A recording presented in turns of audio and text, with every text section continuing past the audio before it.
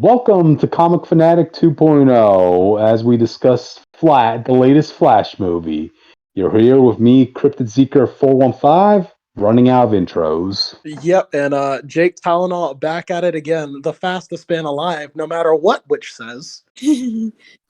I'm Richter, also known as the Witch of Jotunhiem, pronouns they, he, and I don't care what anyone says. Jake, North Star is the fastest speedster, and he will beat not only just Quicksilver, but the Flash. We'll settle race. Well, DC works on different speedster rules, okay? That's true. But today we'll be talking about the Flash 2023.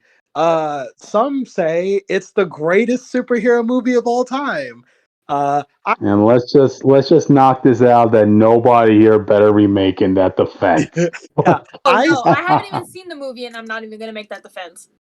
Yeah, I say if it is your favorite superhero movie of all time, I'm willing to bet you haven't watched the early days of superhero movies. If you say that, I'm questioning your selection, honestly. But you can say that in the comments to annoy Cryptid. That'll be great. I swear, you tweet at the Twitter account, I will block you. Anyway, let's get started. So let's open with our general thoughts. What did the two people in this chat that watched The Flash, what did we think of the movie? Okay, let me start off. Okay, for your audience who's questioning about watching this movie in light of Ezra Miller, let me just tell you, you'll be seeing a lot of Ezra Miller in this movie than you wanted to see. Oh, God. Let's put it that way. Yeah. I think I know your problem with the movie. Go ahead. As for me, I don't think it's the greatest superhero movie of all time by far. But I do think it's actually a great movie. I will say that though. I actually really like this. I actually really like this movie. If you're just boycotting Ezra Miller, I don't really agree with that sentiment because there was a whole team behind this movie, not just Ezra. But that's up to you. If you watch this movie because Batman was in it and ignored your boycott, then you have no morals. Screw you. So, yeah. Oh, man. Okay, but yeah, all right. That's our general thoughts. I guess we can move on to starting with Barry Allen. What are our thoughts on this Barry Allen? Let's not talk about the other one. Let's talk about the one that we start off with.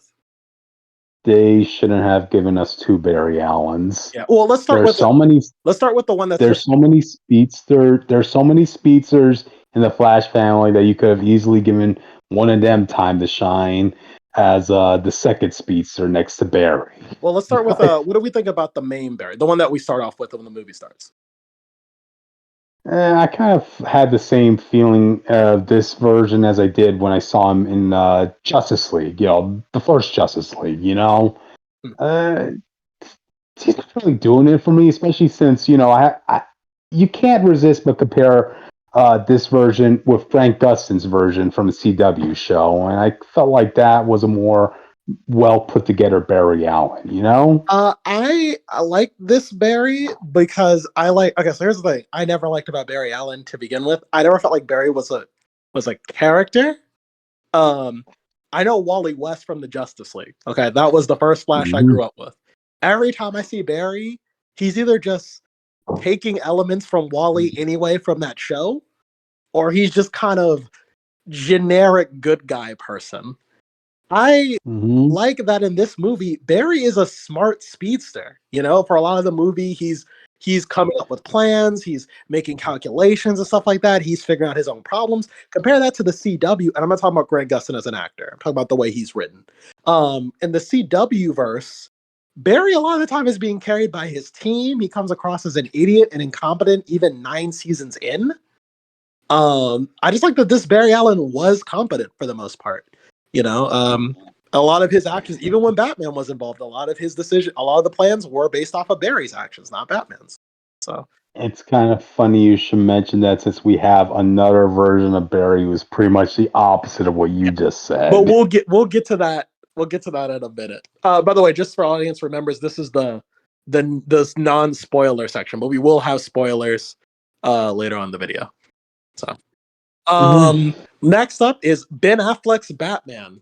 Some say this is the best version of the Ben Affleck character. I say I don't see it. I don't think there was enough of him to really make that claim.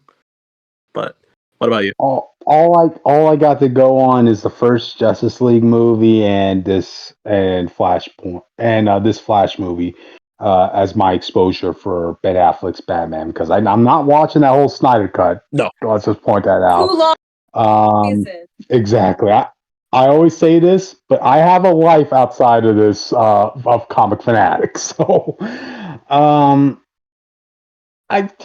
was there. I mean, I don't really particularly see any moments that like make him stand out or anything like that. So yeah.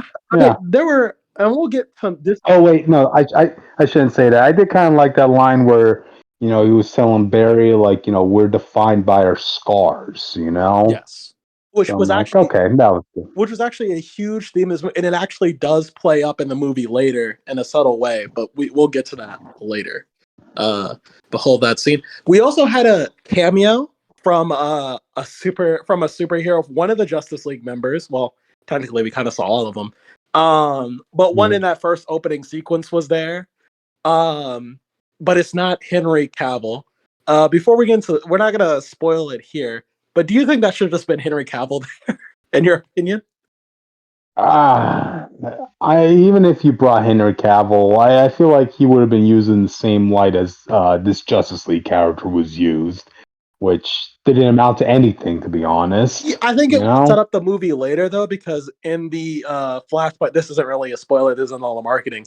It's Barry, Batman, and Supergirl. So maybe seeing Barry, Batman, and Superman in the main timeline together kind of would have been the interesting flip, Mm-hmm. I don't know why they didn't just get Henry Cavill at the time. I mean, he would have been just fill him up for this one thing. We're not using this universe anymore, so whatever. But yeah, now here's the big one. Everyone's been complaining about this. I want to let people know I don't really care about CGI. If I'm noticing your CGI, it's either really bad or I'm not invested in the story. But I'm going to ask Cryptid, what did you think about the CGI?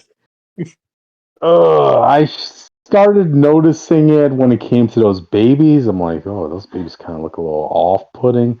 But then as soon as you got to the whole running sequence with Flash, I'm like, okay, I get they want to make his version of running different from the other iterations, like Grant Gustin or what's his name, that old actor who played the '90s Flash. Yeah.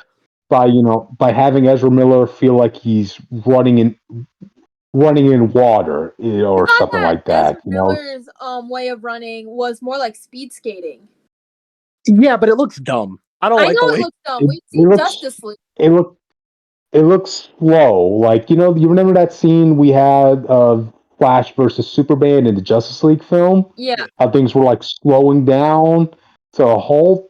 That's pretty much how he's running, And that's not even a CGI thing. That's just the way that he's supposed to run. And Zack Snyder said this is the realistic way. Also, audience, I feel like we should mention this. Ezra Miller goes by they, them. I know, like, we don't like them, but we still should acknowledge that. Oh yeah, I'm gonna let you know. I might slip up, but it's not intentional. I'm not thinking about it. But if I do, I apologize in advance. So just letting you guys know. But seeing Flash, seeing Barry run, I know that's what Zack Snyder said is makes it look realistic for how fast he's running. It looks dumb. It's not even like a CGI thing. It just looks dumb to me. I prefer Grant Gustin's running. Oh, Grant Gustin when he's running.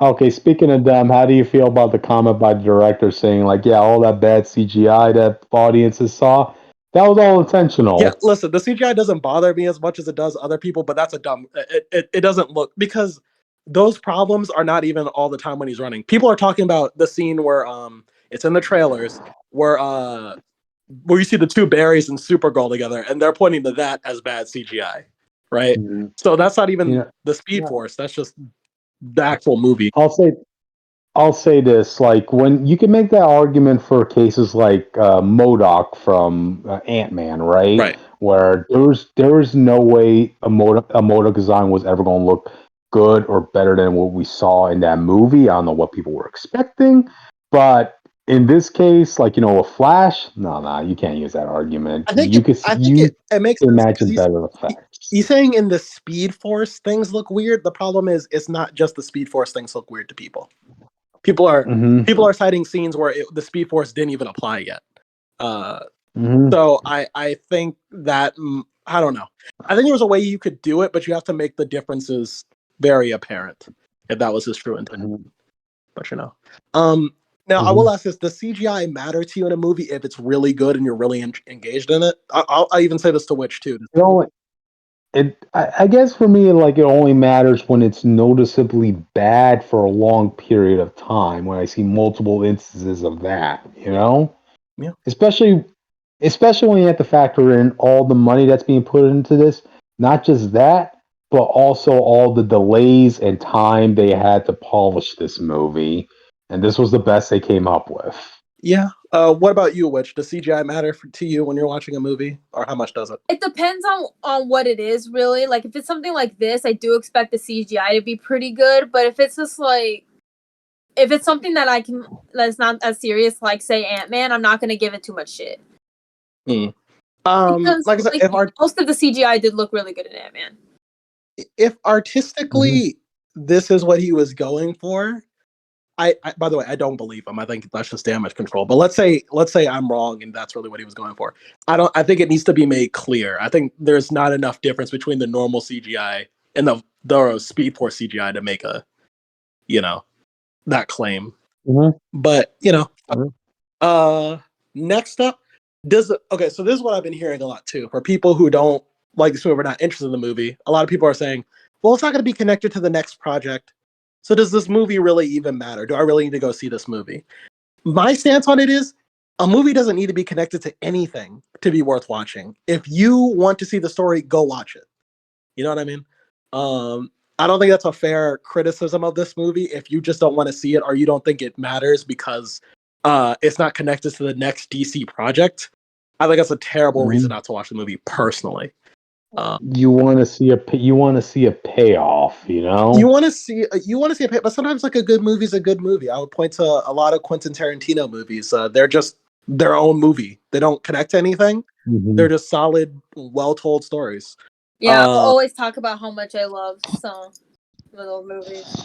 Yeah, so I think we're at an age where I remember back in the phase 2 of the MCU, people are like, man, do all these movies have to be connected? But it seems like now if you're not connected to anything, people don't want to see it.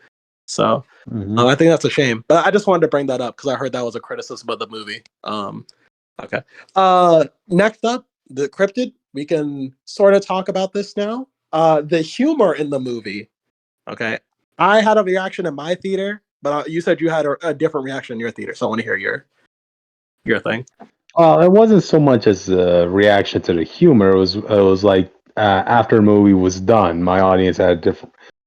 My audience did something that was a very bad sign of this franchise, of this movie going forward, which is that when a movie is done, it's almost like sacred that like the audience needs to stay behind and watch the after credits. Right.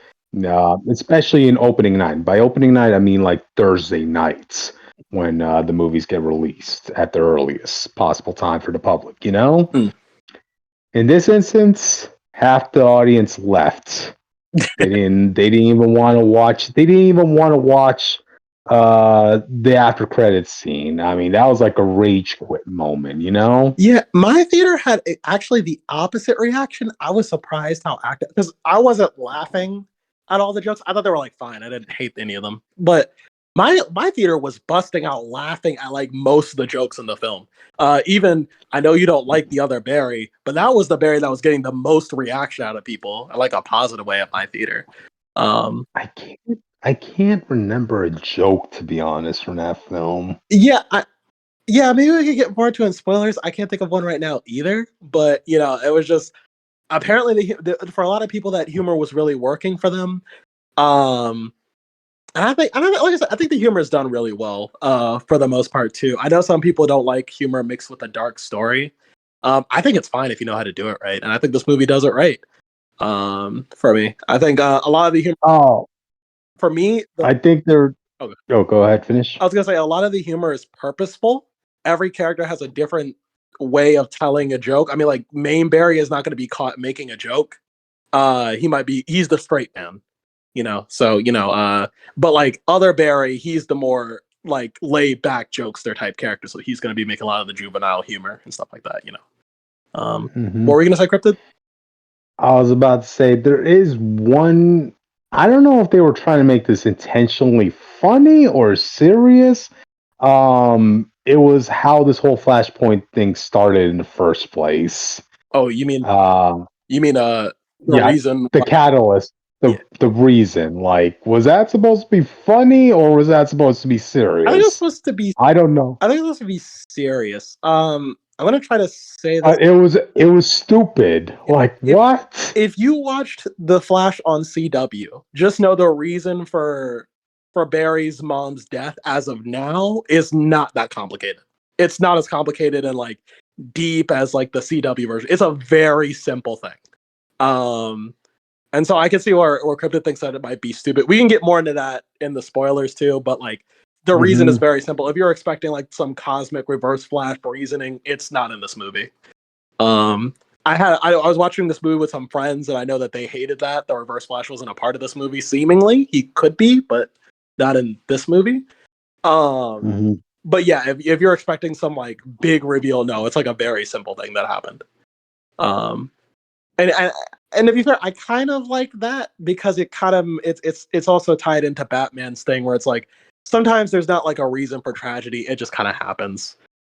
That's kind of how I took it. Well, it's not just the fact that it is tragedy that followed one person. It's the fact that this one minor, simple act is what flew the whole world into chaos. Yeah. And I'm like, really? Yeah. Really? And that's because the way time travel works in this movie, it's not the way it works in the MCU. So, like, even towards the end where, I wouldn't say this is a spoiler alert, but, when Flash has to make sure everything plays out the way it does to fix the timeline, like, I couldn't take that moment seriously because of the substance of what he needs to do. Yeah, I think I liked it. I think I can't remember because I know it's not like the comic. I forgot what happens in the comic version. Do any of you guys remember? Well, in the comic, it was just a simple case of Barry goes back in times and stops the person who was about to kill his mother. Yeah, was she like walking home and just got shot or something like that? No, it was in her house, a home invasion. Okay, it was okay. So it was okay. I see. So it sounds like it was the same thing, but the reason why she was killed is just like slightly different, and that's what you couldn't get on board with. Yeah, like I said, no, this wasn't a case of Barry coming back in time to stop the killer directly. This was just something else, like really minor and like, nah. Yeah, him stopping. I just couldn't take it seriously. Him stopping the incident, as a whole, but it was something very minor that caused it. But yeah, I'll tell you this. Like when it came to CW, right? I liked it when they handled the Flashpoint story better than this one because, by the end, after Barry realizes he needs to set the universe back, right? So he needs to make sure he needs to release Eobard Thawne, so he could go back and kill his mother. And Eobard Thawne is like saying, "Okay, before I do that, I want you to say it, Barry. I want you to admit it. I want you to beg for me to do it. Say it, Barry. Okay, you want me to say it? I want you to go back home and kill my mom. Is that what you want me to say? Are you happy?" Yes. And I'm like, oh, that was an epic moment, man. And the look on the Barry that initiated the Flashpoint's face when he saw that he failed, despite everything he did, was kind of like, I was like, that kind of hurt. So it was. Yeah, I felt more reaction from that CW episode than I did from this movie. Yeah, I think it's a great. But I don't like the CW Flashpoint. I don't like because I felt like it could have been longer. That's really my only problem. It's not that it was a bad idea. Just well, the reason they had to do that to condense it into one episode is because like they're in a shared universe. Yeah, I would have liked it if that Flashpoint storyline could have spread out to a whole season, but then I realized, oh yeah, they still need to do crossovers, and the other DC shows can't be affected by what happened in Flashpoint, you know? I So suppose. I mean, we can't get into the whole thing. I just felt like there was a way to do it, but maybe another time we could talk about it. yep. Ultimately, at the end of the day, I liked this. I liked the simplicity of it, but only because it tied into. I think it was because of Batman's speech that tied it together for me. And also, how it, and also we can get to it more in spoilers too. Well, actually, we can get to it a little bit. Just how Flashpoint works in this one. It's the same as the comic, but the types of changes they make is more like practical and tangible, in my opinion. But we can get into that in a little bit. I guess next we can get into. Oh, actually, we can get to it now. The rules of Flashpoint. So in this movie, the way Flashpoint works is you're not just affecting the future. You do a time boom. So anytime you go back in time and change something, you're not just changing the future, you're changing the past as well. And as it's explained later, time isn't linear. It's all at once. So the past and the future are happening at the same time. It's just the way we perceive it as forward. And so that's why that simple thing that happened in the movie, that's why it affects everything, basically. And I think it's implied that the more big the change is, the worse things get. So because Barry prevented his mother's death, he prevented some of the grief of some heroes and some of the existence of others as well, because that's a big part of this universe, basically. And because these heroes don't exist, that's why Zod can show up and he's a bigger threat than before. I kind of liked that. I even liked how it came down as simple as things like even actors in this universe, in the Flashpoint universe, are different. They talk about like Back to the Future, how even that actor's changed, and he's not. And Marty McFly's up saying, I like that detail because so many times we just kind of go to the time travel on a macro level, but this time we even see on a small level how things have changed, and I actually really like that. But I don't know. What did you think about Flashpoint? You see when you say you liked it, right now I'm starting to see why I didn't like this movie. Is because I've seen these concepts done better in other versions. Like like let's say the animated movie, right? Where Eobard Thawne was explaining how one small thing, that Barry did, change history because, like, hey, if you have something breaking the sound barrier, that's a sound boom. And that's what ended up happening with Barry. Like, he prevented the death of his mother. So now people close to Barry experience the slightest bit of change in their life. Like the gun that shot Thomas and Martha Wayne just fell slightly shorter to aiming Bruce instead. Or, Superman, right? Instead of landing directly in the farm house for mom and pop Kent to pick up, his ship flew slightly off course to falling into Metropolis instead. Little changes, like that echoed across all the superheroes. Yeah, and I like that explanation better. And this one, it's more like instead of Superman being off by a little bit, and this one it's more like the decision that happened before Superman was sent off is what mattered. It's like it changes the way people made decisions as opposed to the way things happened. If that kind of makes sense. And that's the difference. That's the major difference between this story and Flashpoint story and the movie story. Yep. Yeah, so for instance, like so Cryptid was talking about how like how the bullet that shot the Waynes was off by a little bit and that kills Bruce. That's just the gun being off. That's like the gun just slightly being off. But in this movie, it would be like instead of you choosing to, I don't know, go to McDonald's today because of Flashpoint, you went to Burger King and that just changed the whole course of your life, essentially. So, it's decisions versus actions in this one. I like both versions. The way you explained the animated movie too, I realized, yeah, that's pretty cool too. I think I just like both versions though, in my opinion though. That's kind of where I'm at. So we have two more before we get to the spoiler section. What did you think of Michael Keaton in this movie? I felt like he was here just for fan service. Like, okay, if you're bringing Michael Keaton back, okay, that's cool. But you go off and give him the exact same costume he had from his time as Batman, but this isn't that version of Batman. So that leaves me wondering, okay, so why the hell did you give him the exact suit other than fan service? I think he's supposed to be that version of Batman. I think if we went through that, No. it's the same history. It's just that he's in the Man of Steel timeline, basically. Did they ever state that? No. They never state. Well, I mean, you can't realistically address that in the movie. You can't be like, oh, actually, in the '89 movie happened. You know what I mean? You can't. But it's a Bruce Wayne that kind of. So the way they play it up is like in this one, he's still Bruce Wayne, but he just kind of had a happy ending, and so he's just kind of by himself. You know. Without getting into too much. Go ahead.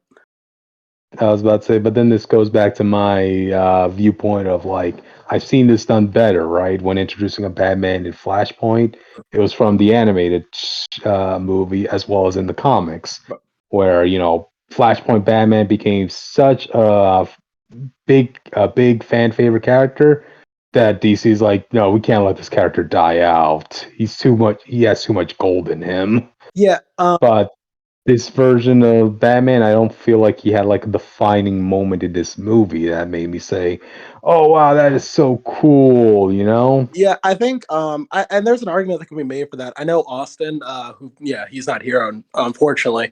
But he was bringing up the fact that while he did enjoy the movie, he would have rather kept the scene where Barry gave Bruce the note from his father, which was in the animated. That was a powerful moment, both from the comics and in the movie. You know, we can't now for the purposes of the movie, and the way they set it up, it wouldn't really work, in my opinion. I'm not saying the moment you couldn't rewrite the story to make it work, but the way they set it up, and especially with the ending, it wouldn't really work. You know, I felt like, you know, they had Jeffrey Dean Morgan's number with them, and I'm sure he was more than willing to come back to do the Flashpoint Batman role. But I think the studio just came in and said, "Look, we need to get seats on the table for this. Let's bring back Michael Keaton for this movie." Yeah, no, I didn't care about Michael Keaton in this movie leading up to it because I don't like nostalgia that much. I don't know. I hate how nostalgia is used. I don't feel like he was that bad. I mean, he did add to the story enough to where I was like, okay, fair. Did you have to have Michael Keaton? No, but especially with the ending joke, I think it worked for me. I don't think I was mad at it. But I get where you're coming from. Like the Thomas Wayne thing is better overall. Mm-hmm. And the last thing we're gonna do before we move on to spoilers is Supergirl. How did we feel about her?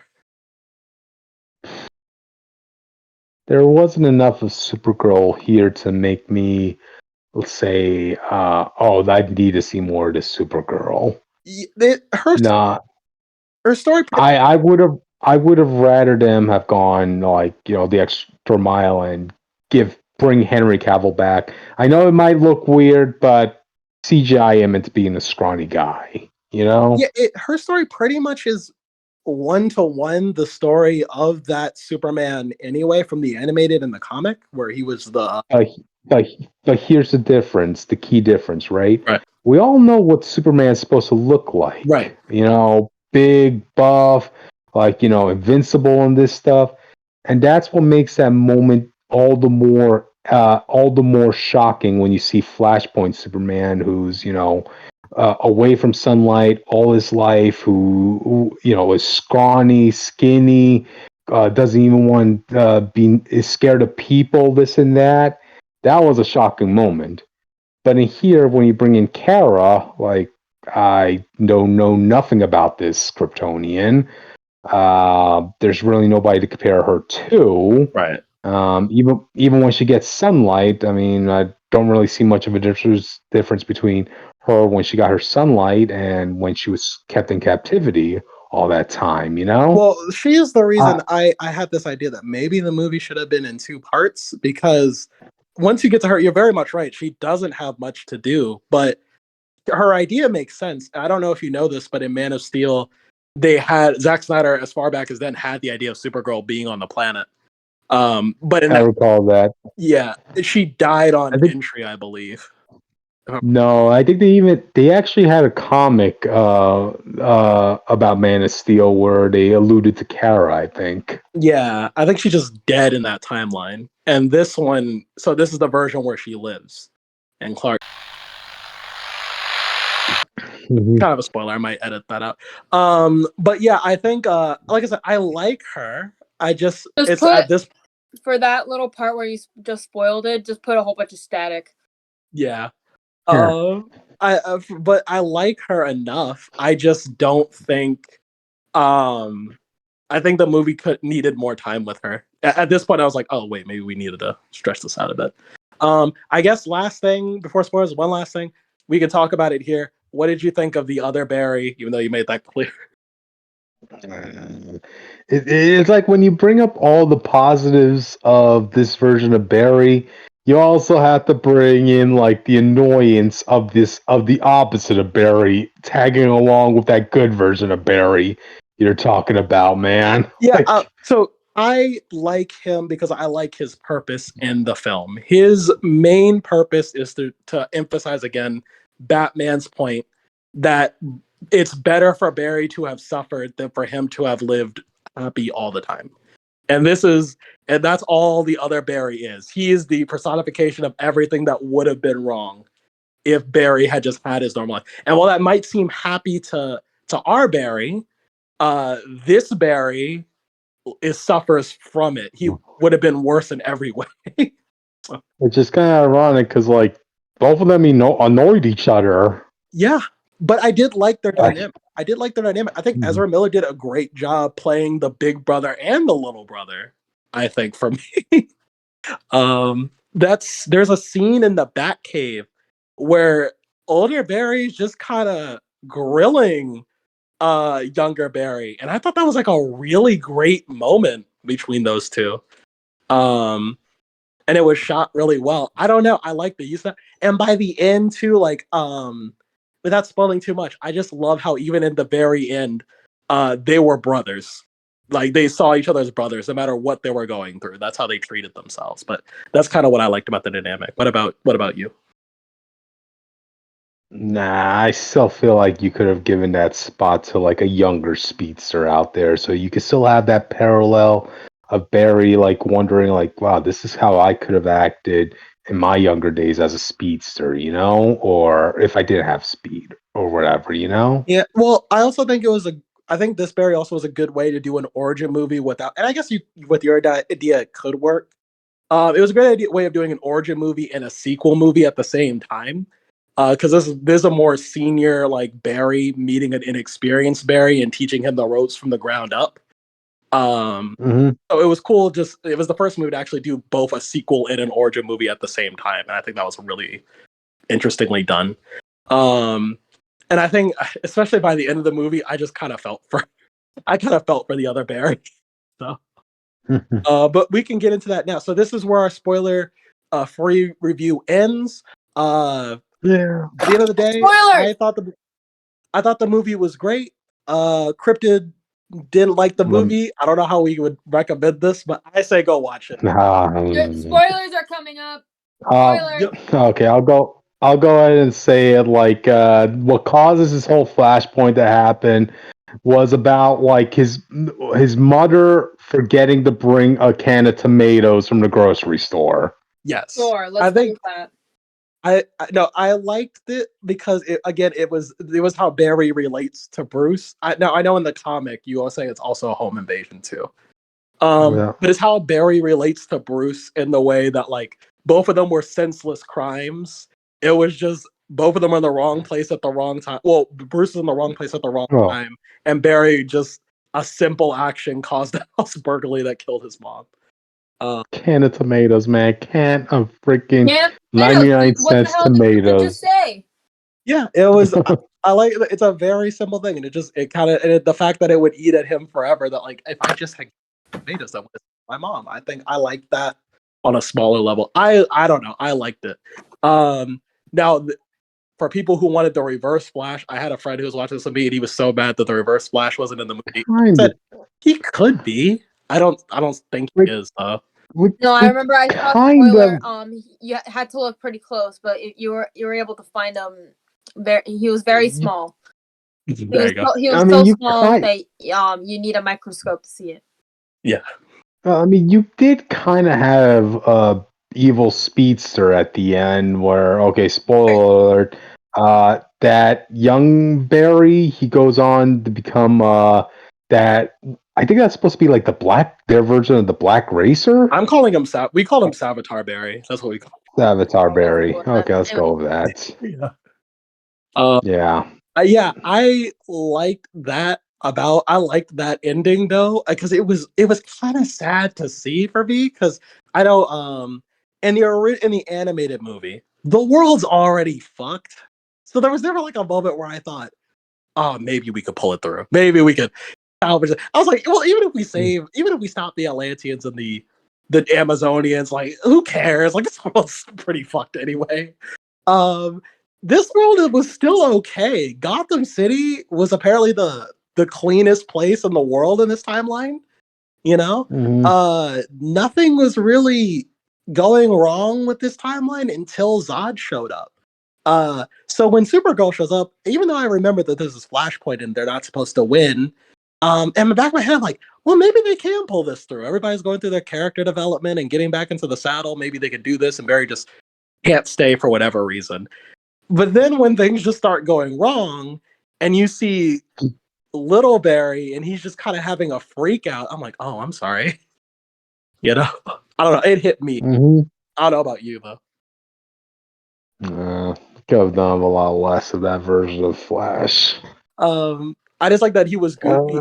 I like that he put so much faith in the future Barry that he didn't take into account that they could lose. That's kind of how I saw it. And him not being able to handle loss is what ultimately made everything fall. You know. Speaking of falling off, you guys remember when I had my opening statement about seeing more of him than you thought you would see? Yeah. Well, you get to a point where, yeah, he does get, Barry Allen, the young one, does get powers. And, yeah, he has a full nude scene racing because his clothes burned off. And I'm like, trying to think to myself, this is a PG-13 rating, right? Yeah, but but Multiverse of Madness is PG-13, and they had a very brutal death there. So, Multiverse of, did they have a nude scene there? No, but Thor did. God. Thor 4? Oh, yeah. Well, that he was just a stabbing, like. No, he was nude. He was nude in that room. They all made a reaction. Oh, okay, yeah. I know what you're talking about. No, PG-13 movies have been kind of getting more aggressive lately, and I kind of appreciate it. Like even in Spider-Verse, Spider-Man concur. But yeah, and that goes back to what I was saying. If people were like, on the fritz about the actor, like, keep in mind you're going to be seeing more of that person than we're expecting to see. But even still, he's great in both roles. Even if you don't like the characterization of that Barry, he still plays it really well. You know what I mean? Like he's still playing both Barrys really well, and I do hope Ezra Miller. Like this movie doesn't redeem Ezra Miller for me. Okay, don't get me wrong, but don't get it twisted. Ezra Miller still did a lot of shit. But if he gets the help he needs and he actually changes as a person, I do hope he keeps going. Just to let the audience know, just because you have mental illness, love, doesn't mean you have the right to do all the horrible things that Ezra Miller has done. Yes. They do need professional help. Yeah, definitely. And I gotta say this. I think this is the official last we'll see of his version of Ezra's version of Flash, because based on the box office, there's no investment in the character afterwards. Dude, it bombed hard. It did. Yeah. And like I said, worse than Black Adam. That's saying something. And I said I would kind of say it's a shame. I mean, like I said, it all depends on how Ezra grows from here, but it's kind of a shame because he is great. Like I said, I like both Barrys. I think the acting that Ezra does is great work. I see why they wanted him back. And if he could get the help he could, if he needed, and this movie did well, I would love to see him back. But I think the studio would rather take more of a risk with a new, fresher version of a Flash they probably at will this after point. this. But everybody, the directors were talking about bringing him back because they really liked him. The director of this movie said he liked him better than Grant Gustin. He said he's the best Flash. So that's what Is that his opinion, or is it the fact that he needs to promote this movie because he? I could see why he would say that. I don't like. I think I Yeah. don't. Because keep in mind, like, I recall James Gunn even going out and saying, like, this is the best comic book movie ever. I'm like, no, it wasn't. Well, No, that is James Gunn. That's like the second time you screw up my expectations, man. And I'm defending you on a lot of stuff, man. Well, to be fair, he canceled the Batgirl movie and he said that was trash. That was his reasoning. So I think he has an objective view of his movies. If he thought it was terrible, he would have canceled it. This movie doesn't do anything at all for the DC multiverse. So I think James Gunn really believed this movie was the greatest. I think it's great. I just don't think it's the greatest. I think it might be one of his favorites. Being the greatest is a real stretch from just saying it's a good movie. Yeah. But yeah, like I said, I liked the little brother dynamic. I liked the how did you feel about them retconning Man of Steel again to say another Justice League member was I didn't care, like about the continuity or anything like that. I don't even know like which movie they're referring to. Are they referring to the Justice League, or are they referring to the Zack Snyder Justice League? Like, yeah, it's just Josh Whedon. I think it's the whatever one he actually he went back in time a little bit to do, because he does say to Batman, yeah, I know I went back in time a little bit, but I never gone back in time that far before. So I think that's in the Zack Snyder version. I don't think he went back in time in the Justice. Speaking of going back in time, let's talk about that whole speed globe thing in the other universes. Well, right before we get to that, we've never seen the Speed Force do like a speed ball before. I liked the idea, like CGI aside, I like the idea of the speed ball. You know what I mean? I don't know if you liked it. I just thought Honestly, there were. I was like really confused. Like, what the hell am I supposed to be looking at? Like, so many things happening at once. Like, nah, it wasn't working for me, man. I liked it. Was kind of like he was walking through like like a VHS where they rewind the tape. It was kind of like I was watching him just going through the tape. Yeah. But anyway, so we saw the multiverse in this movie, and we saw. I'm not gonna lie to you. To me, it was a really cool Nicolas Cage. The concept for the Nicolas Cage Superman movie. Oh man, I should have known this. Things were bad after seeing that, because I'm like, seriously, Nicolas Cage's Superman? No, that was based off a really old script. He was going to be Superman at one point. That was a real thing. Yeah, I recall there was a project with Kevin Smith and all that stuff. Yeah. But is there really a demand for fans to see, like, we want to see Nicolas Cage as Superman? No, there wasn't. That's weird. There wasn't. That's like a weird concept. But after seeing that scene where he's fighting the spider, I was kind of like, I kind of want to see what happened. Nah. Like, it's like too ballsy. That's around the same level as, like, when they wanted to cast Jack Black as Green Lantern.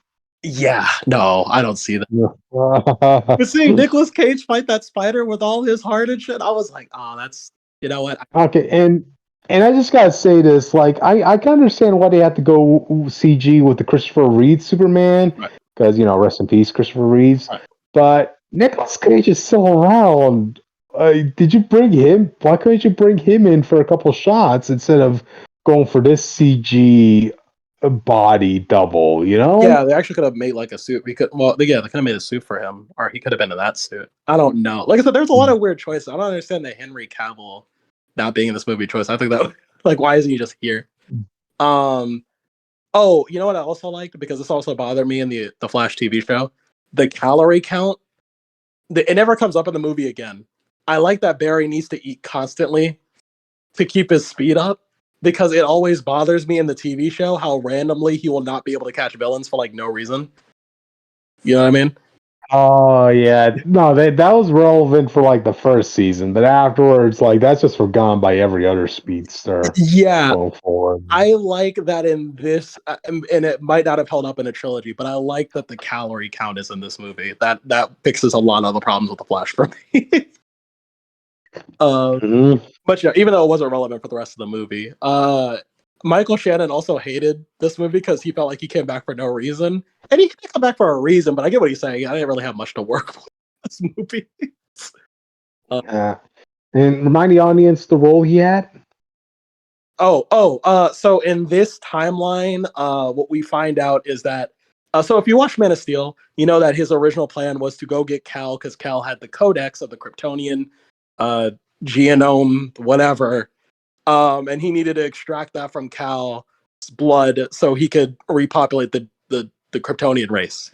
In this timeline, he tries that. He finds Cal as a baby in space, and then he does it, and then he's like, "Oh, this shit isn't in his body." And so baby Cal just dies. and he finds out that the person who actually had it in this timeline was Supergirl. And so his plan is to go get Supergirl the same way he was going to get Clark in Man of Steel. And so this leads him to basically reenacting Man of Steel, but Clark isn't there, and Supergirl isn't there for most of it because she's just in a lab. So he's like, okay, well, they're not there. I guess we're killing everybody. So, but then we get the biggest plot twist in the movie, and that this is actually Zod's timeline now. Before, Clark was supposed to win this fight, but now that Clark isn't here and things have changed so much, Zod is destined to win this fight no matter what they do. You can't fix time so that Zod loses. He just has to win. And that's kind of what I liked about it. It was like, oh, this is how superheroes have plot armor. They're supposed to win. And if you try to mess with that, well, then time breaks. I won't allow Zod to win. You want to know why? Why? Why? Because I said so. And his mom's gay. Here you go. Yeah. I like that. I like that there was no way to beat Zod specifically because of Barry hasn't. Well, the universe hasn't lost enough before Zod got here, so they have to lose in some big way. I don't know. I liked Zod's role in this movie, even though it wasn't that much. But I will say this: Batman in this movie, like Michael Keaton's Batman, he's kind of an idiot. I don't know. Remember when he takes his '80s Batwing and fires at a Kryptonian alien ship he's never fought before? Yeah. And he's like, I should have seen the writing. Oh no, go ahead, finish, Jake. He's shooting this ship, this alien ship with shielding on with like 1980s rockets. I'm like, what are you doing? That goes back to what I'm saying. The studio wanted Michael Keaton's Batman to be exactly the Batman from that era. I'm like, oh man. I mean, don't get me wrong. He could have modernized himself a bit. Well, I liked it because Batman's arc was him being like, oh, I'm actually, I retired, but now I realize I missed it. I missed being Batman. That was like his whole arc in this movie. Mm-hmm. And he enjoys the thrill of being Batman, which is opposed to the other Batman who's like, I just gotta do this because it's my job, mm-hmm. But like I said, it goes back to the theme of if you don't suffer enough, then you can't get stronger from it. And he didn't suffer like the other Ben Affleck did, so he didn't really suffer, so he can't really progress. But I just I like that Batman just kind of dies like multiple times. But like I thought that whole ending was tragic. Ultimately, I don't know, but basically, I think that we've talked everything we can about this movie. So, closing thoughts? Well, oh no, we didn't talk about everything yet. The end credit. Right. Well, you're talking about you're talking about when Barry goes back and fixes everything? First. No, when he meets Bruce for the last time in the end of the movie. Yeah. Oh, and the big joke in the movie is so when Barry goes back in time. So unlike the original Flashpoint was like no matter what you change to fix it, the universe is still going to be a little bit wonky. And this one you can fix the timeline so that everything is the exact same, but you can't change literally anything. But Barry decides, so early in the movie, his dad's going through a court case, and the only thing that can free him is his alibi, which was that he was at the market when the murder happened. But the camera footage doesn't show his face. Oh. So Barry adjusts. Okay, wait, man, I'm a little confused by the whole scene in that case, too, because why was he a suspect then? He was a suspect because when he came in, there was nobody else there. They couldn't figure out But But that doesn't explain why he's a suspect. I mean, it was better explained, like, let's say in the comics in Flashpoint, because you could say, oh, Reverse Flash was the one who came in and made sure his fingerprints were on the knife. Okay, but this was just a random mugger who came in, killed his mother. yeah, the movie doesn't fully go in depth with it, and I think that's because the movie is intentionally keeping her death vague because they don't want to go into it for the themes of this movie. Which is why I said to those friends who wanted Reverse Flash, it was like, well, he could have been. We don't know, and we're never gonna know. So you have to really take it at face value. But anyway, the only thing that keeps Barry's dad from getting an alibi is the camera footage. And so when he's back in time and he's adjusting everything normally, he realizes that he can fix the camera footage so that his dad can be seen. That's the only change he's going to make. But because he does that and time is affected both ways, it changes Bruce Wayne so that instead of being Ben Affleck, he's George Clooney. Oh, whose bright idea was that to bring back bat nipples? I was telling Austin this. I don't see George Clooney fighting Superman in this time. Because even though funny enough, Superman does exist in the George Clooney Batman world. oh, that's great. Do you think he changed too? He's a different actor, or is it still Henry? I don't know. You have to get some like cringy. Maybe okay. Well, Batman owns domain over the nipples. Superman can own domain over the underwear. Bulge. The underwear bulge. Yeah, and like I said, it's kind of like it doesn't really matter because, like I said, this universe wasn't going to go anywhere. It might even if it got a sequel, I don't think it would have been like that big of a deal. So it's fine. It's just a joke. It's a joke that tied into the theme of the movie, and it made sure that when Barry changed the past, it didn't just go unnoticed. He had a consequence for it. So at the end of the day, I like this movie. I think it's great. I think I like Spider-Verse better than this movie. I think Spider-Verse is way more rewatchable than this movie. I recommend this film, but that's just me. If you, I know. Yeah, were you gonna say Cryptid? Yeah, I was about to say, nah, it's not something you guys should immediately have to watch. Right. Like, you can wait for it to be on TV, and if you're doing something and want something on while you're doing something, you could turn this on. Yeah. That's it, really. Yeah, and you've heard both of our arguments, and you don't know how these usually go. This is actually the most tame disagreement we've had for a movie. For real, I'm kind of shocked, dude. I'm really shocked at how chill this was. Yeah, so you've heard both of our arguments. So whoever you agree with more, that's probably the person you should go with to see if you want to watch this movie. Yeah. So, but that was and also good. No, go ahead. I was like that was Flashpoint. The Flash 2023. Yeah. But oh wow. Which plug in them socials. Okay. Why hello again, it's me. So you can follow the Twitter at ComicFanatic69. I've been saying for the past couple weeks. Sometimes we post memes, sometimes we post updates, we retweet some interesting stuff. So if you have anything interesting you want us to know about, hit up the Twitter account. But if you just want to follow me, you can follow me at Witch of Jotun on Twitter, with an E, one word. And if you want to follow me on Instagram and TikTok, I'm most active on TikTok, by the way. You can follow me at witch_of_Jotunheim. That's spelled with a U. Don't try to find the rest of these nerds. You cannot find them anywhere. Maybe Austin, but I'm not going to tell you because he's not here. And also, he is a brick right now. So just remember that. Yeah, I don't plan on ever seeing this movie unless someone pays for everything for it, including the ride there. Yeah, I better get a freaking pony to go see this movie, man. Yeah, and also no more movies anymore. We're not doing Indiana Jones. Don't ask. We're not doing it. We might do Ruby Gilman, but as a short, just letting you know, because I actually kind of want to see that movie. We'll be back for Barbie. We'll be back for next one. 4 tickets to the Barbie movie. Just to let the audience know, we will do our review on the Barbie movie the week after San Diego Comic-Con. Yeah. But we'll dress up for the Barbie movie for that episode we were supposed to talk about. Oh God, I have to wear pink. Yo. But yeah, all right. Laters. Bye. Bye.